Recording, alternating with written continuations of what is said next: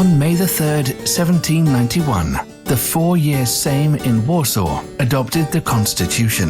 Reflecting the spirit of the new era and the principles of modern society, the law on state governance paved the way for a qualitatively new relationship between Lithuania and Poland. The reform of the state foundations was crowned by a law passed on October the 20th of the same year, which went down in history as the mutual assurance of the two nations. The countries pledged to stand together in the face of historical adversity and the threat posed by the Russian Empire.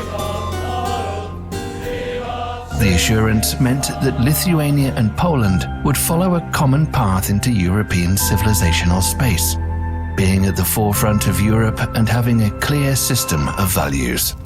Lithuania and Poland chose their own path to modernity, but they could not choose their enemies. The Russian Empire, with the cynical approval of Prussia and Austria, dismantled the Polish-Lithuanian Commonwealth. Forcibly pushed off our chosen path of civilization, we found ourselves on the dead-end road of the Russian Empire. However, the path to values had already been paved. Combined with the political and cultural aspirations filled with the fervor of Romanticism, it culminated in two 19th century uprisings. Uprising is also a path, but first and foremost, it's a bloody flight leading to freedom. The entire 19th century was filled with an unrelenting desire to break free from darkness and return to the path of European values.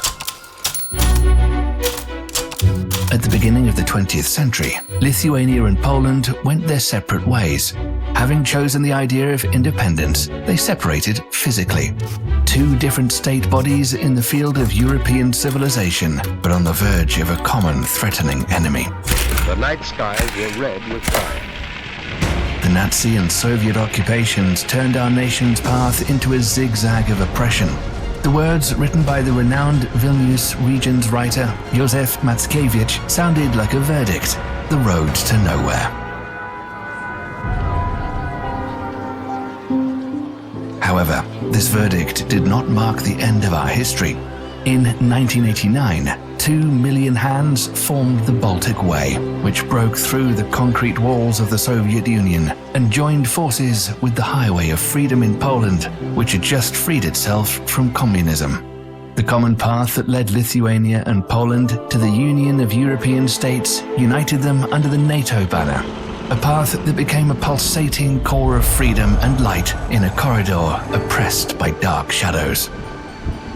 In the 18th century, Vilnius and Warsaw were connected by the Great Postal Route, which was also the main communication artery. Today, we're finally connected by Via Baltica, which consistently leads into the world of values to which the signatories of the mutual assurance of the two nations committed themselves in 1791. The road has always been an integral part of historical change. Stretching almost 1,000 kilometers from Tallinn to Warsaw, the Via Baltica is a strategic transport artery connecting the Baltic states with Europe, which will become one of the most important links in NATO's eastern flank mobility chain. We took the first step in 1791. Now, 234 years later, we're taking a second one.